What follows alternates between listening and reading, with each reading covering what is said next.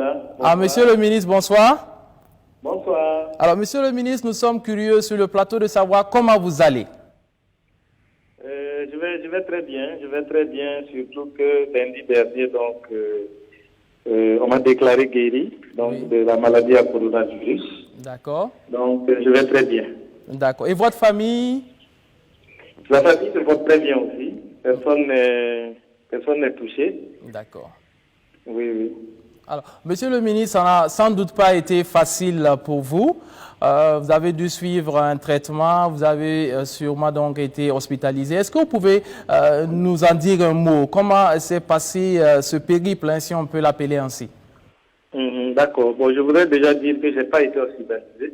D'accord. Contrairement à ce que beaucoup ont dit. Oui, en fait, il faut dire que moi, j'ai vu apparaître donc des symptômes classiques que je connaissais et que je connais d'habitude. Donc, des symptômes au niveau de la gorge qui me gratte, qui m'irrite un peu. Oui. Et en général, quand je commence à ressentir ça, c'est que je vais faire une grippe, un rhume qui va se transformer en toux et puis, pourquoi pas, une infection éventuellement.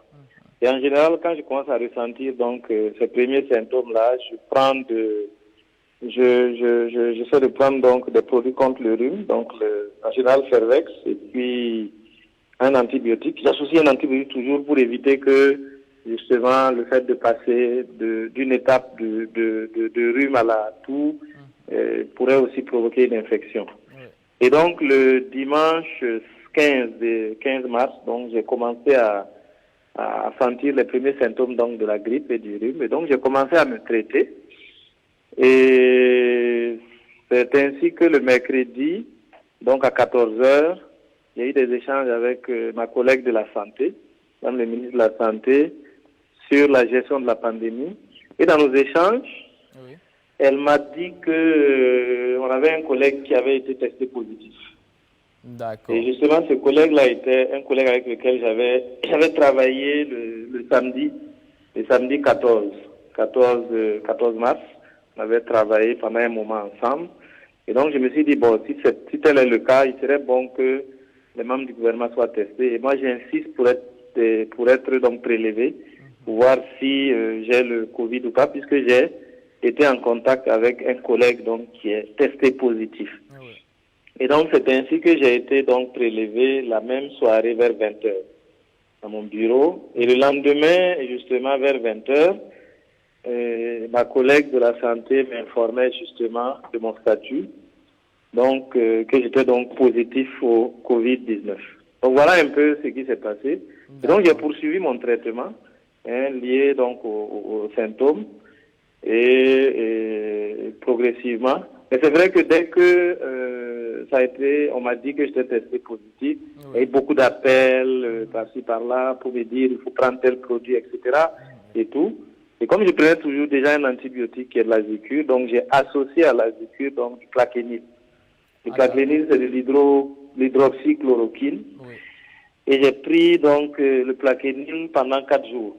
Un comprimé le matin, un le soir, donc 200 mg pendant 4 jours. Et l'azicure, j'ai pris 2 boîtes en fait, donc pendant 6 jours. Voilà. Et donc, quelques jours après, donc, que j'ai été donc déclaré positif, donc là, c'était le jeudi, on va dire, le jeudi 19. Oui. Donc, autour du samedi, le samedi 21, donc j'avais commencé à ne plus avoir les symptômes liés donc à la grippe ou au rhume. Voilà, tout, je n'avais plus de symptômes. Et j'ai arrêté donc le traitement. Mais je prenais toujours donc ma température que je communiquais aux agents donc de santé qui sont dans la commission donc chargée donc du de la gestion de la pandémie, le matin et le soir. Et je n'ai jamais fait de fièvre en fait. Je n'ai jamais fait de fièvre. Ma température variait entre 35 et 36 degrés Celsius. Voilà. Et donc, ce qui m'avait été dit, c'est que si je sentais des céphalées, c'est bien que je prenne du Doliprane. C'est ce que un des médecins m'avait conseillé. Mais j'ai jamais senti de maux de tête, donc j'ai pas pris. D'accord. Et donc, c'est ainsi que quelques jours après, soit le mercredi 25 donc, mars, donc j'ai demandé à ce qu'on me prélève, puisque je n'avais plus de symptômes depuis 4-5 jours. J'ai tenu à ce qu'on vienne me faire un prélèvement de contrôle, ce qui a été fait. Et le 27, on m'a informé que le test, justement, révélait que j'étais maintenant négatif. Il n'y avait plus de charge virale. En tout cas, il n'y avait plus de virus. Et 3 jours après, donc soit le 28, on m'a fait un nouveau prélèvement, samedi 28. Et le 30, le lundi 30, on m'a confirmé que le second test aussi était en tout cas, me déclarait négatif au Covid. Et selon le protocole, donc, ça voudrait dire que j'étais guéri. Donc, voilà un peu comment cela s'est passé. Je n'ai pas été hospitalisé. D'accord. Je suis resté en confinement chez moi en prenant donc des mesures de protection de la famille. D'accord. Et c'est la preuve d'ailleurs que la chloroquine marche. On voit que le gouvernement burkinabé vient d'approuver un protocole de traitement à base de la chloroquine. Et avec votre témoignage, ça veut dire donc que ça marche effectivement. Encore une dernière question, si vous le permettez, Monsieur le ministre. Quel est votre message à l'endroit de tous ceux qui nous suivent actuellement? Parce que vous avez vécu la maladie, vous en êtes guéri. Quel est votre message pour la population burkinabé? Non, c'est d'abord avoir une pensée pour tous ceux qui sont malades aujourd'hui et un soutien au personnel de santé qui travaille d'arrache-pied sur ces différentes questions. Et maintenant, à la population entière, c'est un message d'espoir. C'est surtout un message qui va à leur endroit, qui permet d'abord de dire que le fait d'être positif au coronavirus n'est pas une fatalité et le coronavirus n'est pas une maladie de la honte. Il est même bon de connaître sa situation sanitaire afin de mieux se protéger. Et quand on l'a, on ne meurt pas forcément. Parce que en fait, le taux de létalité à la maladie est extrêmement faible. Extrêmement faible. C'est vrai que si vous avez des antécédents de santé, si vous avez un organisme très faible, ça peut favoriser effectivement d'autres types de difficultés, vous amener peut-être à la détresse respiratoire, mais ce n'est pas une fatalité.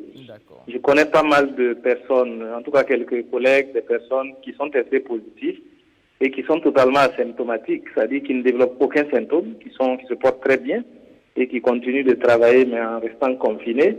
Et donc c'est de dire à la population de ne pas tomber dans la psychose, parce qu'il y a une panique générale et qui crée même de la stigmatisation. Parce que moi, dès que j'ai déclaré donc ma situation, donc tous ceux qui ont l'habitude de travailler avec moi, les collègues, les collaborateurs et tout, beaucoup ont vu autour d'eux des comportements donc de fuite. Des personnes les fuyaient, les personnes avaient peur de les rencontrer et tout. Et même au niveau du ministère en charge de l'éducation, nous avions dû demander à ce que donc les agents de santé puissent venir désinfecter le bâtiment pour permettre aux agents de venir travailler, parce qu'il y en a qui ne souhaitaient même plus toucher à des paraphères, se disant que les paraphères étaient infectés et tout. Voilà, donc c'est vraiment cela, c'est de rassurer la population. C'est pas une fatalité. On peut l'avoir et guéri. Moi, si je n'avais pas fait le test, peut-être que je n'allais jamais savoir que j'avais eu le coronavirus. Et donc, il se pourrait qu'il y ait des personnes qui ont ça et qui ne le déclarent pas. Maintenant, ce qui est important, c'est surtout de respecter toutes les mesures de barrière, donc de distanciation, les mesures d'hygiène, de façon à se protéger et à protéger les autres, de façon à ce que nous puissions revenir très rapidement à un fonctionnement normal donc de notre système, de notre pays et de nous-mêmes. D'accord. Merci beaucoup, Monsieur le ministre. On ne va pas vous déranger plus longtemps. En tout cas, merci pour ce partage d'expérience et excellente soirée à vous. Merci. Merci, c'est moi qui vous remercie. Merci.